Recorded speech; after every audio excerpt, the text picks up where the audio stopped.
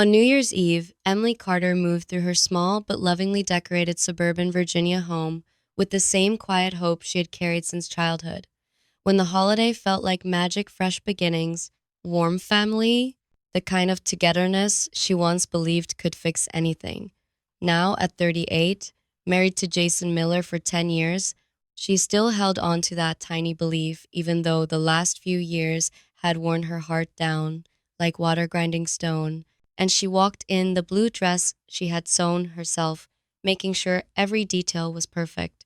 From the glimmer of the lights in the windows to the scent of rosemary chicken drifting from the oven, because creating the perfect New Year's dinner had become her love language, the one place where she poured everything she no longer said out loud. Guests began to arrive in waves, laughter and coats filling the entryway. And then Jason's younger sister Madison swept in last, wearing a sparkling gold dress that shimmered like she was the star of the night. Her voice elevated as she bragged about her luxury trip to Cabo, her newest designer jewelry, her brand deal, and everything she said carried that subtle smugness Emily had felt beneath her smile for years. A reminder that no matter what Emily did, Madison always acted like she was just a little more special, a little more deserving, a little more adored. When Jason finally arrived, shrugging off his coat as if he owned every room he walked into, energy shifted instantly.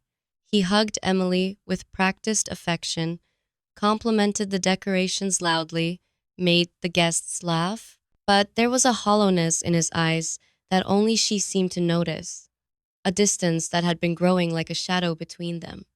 And though she tried to ignore it, it felt like standing next to someone she had once known but couldn't fully recognize anymore. Still, she held on to the hope that tonight would be different, that maybe he had remembered the little things that mattered to her, that maybe he had planned something meaningful because he used to. Years ago, he would leave handwritten notes on her pillow, surprise her with small gestures that made her feel seen. But somewhere along the way, those gestures faded, replaced by obligations, excuses, and, lately, something colder she couldn't name. As the countdown began and champagne glasses lifted, Emily felt that childlike flutter in her chest, a soft hope that despite everything, the new year might bring them back to each other. But underneath that flutter was a small ache of expectation, wondering what Jason would give her, whether he would show her with a single thoughtful gift that she still mattered to him. Midnight struck, cheers erupted, and Jason began handing out gifts, smiling proudly as each person unwrapped beautifully packaged presents.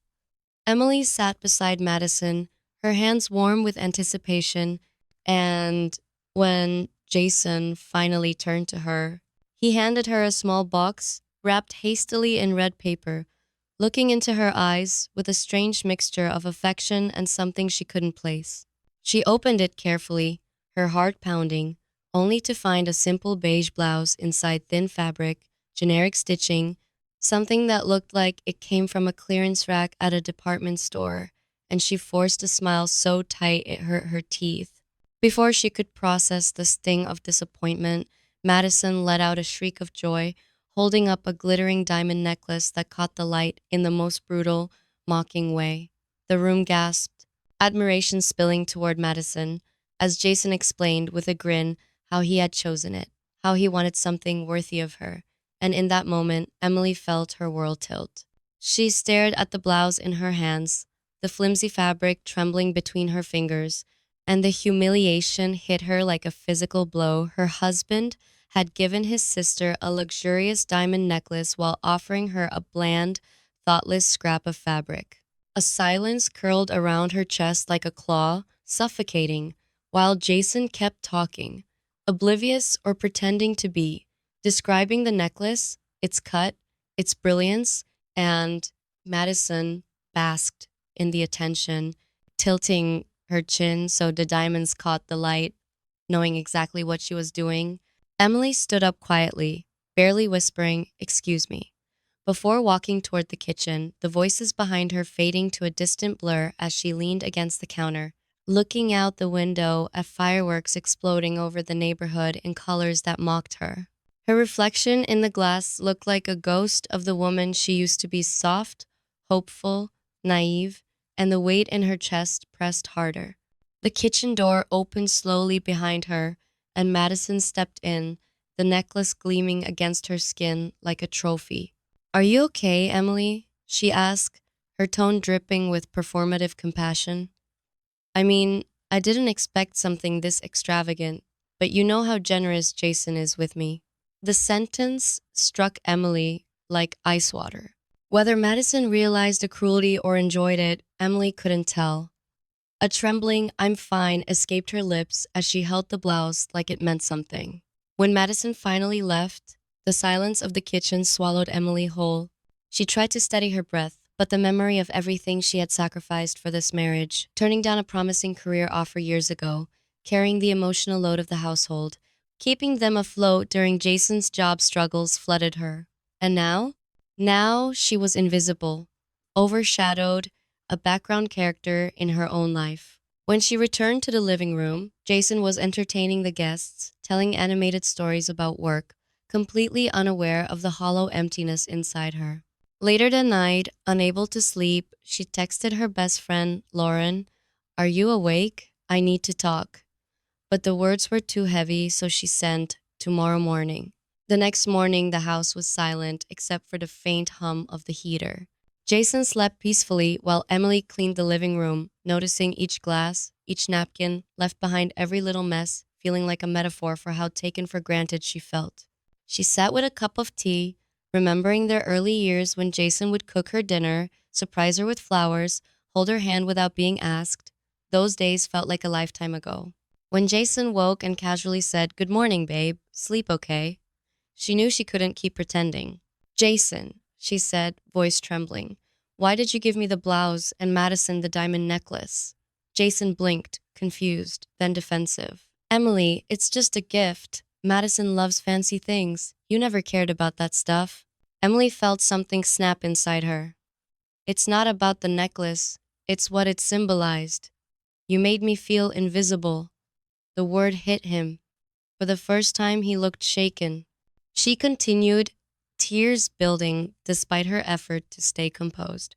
"I don't feel valued, Jason. Not last night, not for a long time." Jason rubbed his face, exhaling sharply. "I screwed up. I didn't think." "That's the problem," she whispered. "You didn't think about me at all." She grabbed her coat and left the house, the cold wind slapping her face as she walked aimlessly through the streets, every step echoing the same question. When did loving him start hurting more than it healed? She wandered into a park, snow crunching beneath her boots, and sat on a frosted bench as memories crashed in the first New Year's they spent together, when he gave her a delicate bracelet shaped like a star and told her she was the center of his universe. Now she felt like she didn't even orbit his life. Lauren texted again, offering to meet, but Emily needed space. She returned home hours later to find Jason sitting on the couch, holding the blouse, staring at it like it was evidence of a crime he didn't realize he had committed. "Can we talk?" he asked quietly. Emily nodded. They sat across from each other, the air thick with unsaid things. "I've been selfish," Jason admitted, his voice brittle. "I thought I was doing enough. I wasn't." "I became invisible to you," Emily said. "Madison's wands, your job, everything came before me." Jason winced. "I know. I want to fix this." "Jason, wanting isn't enough," Emily said. "You need to show it." He handed her a notebook, a leather-bound journal. "Write what you feel in here," he said. "Everything. I want to understand. I want to be better." The gesture surprised her, softened her, but didn't erase the ache. "This is a start," she said, "but I need more than promises." The following days were fragile. Jason tried cooking breakfast, asking about her day, cleaning without being asked. But Emily watched him carefully, unsure if it was guilt or real change. She began painting again, something she hadn't touched in years, setting up a small studio in the spare room. Jason found old brushes and canvases she had forgotten she owned and brought them to her. I saved these, he said. Thought you'd want them someday. She felt heat rise behind her eyes. She started painting late into the nights, pouring every emotion onto the canvas. One morning, Jason asked if they could visit Madison to talk openly about the necklace incident. Emily hesitated but agreed. Madison apologized, admitting she never intended to hurt her, and for the first time, Emily believed her. Back home, Jason stood at her studio door. I want to walk this road with you, he said, whatever it takes. Emily looked at her half finished painting, chaotic brushstrokes, deep blues and blacks, and realized she was painting not just pain, but rebirth. I'm not settling for being invisible anymore, she said firmly. I know, Jason whispered. And you won't be not if I have anything to do with it. Emily didn't trust words, but she trusted actions. And over time, she would measure him by what he did next. That night, she finished her first painting in years, a raw outpouring of everything she had held inside. Jason looked at it, awe softening his voice. It's beautiful, Em. For the first time in a long time, she let herself believe just a little that maybe, just maybe, she could rise from the pieces of the woman she had become and reclaim the fire she had lost, one brushstroke at a time.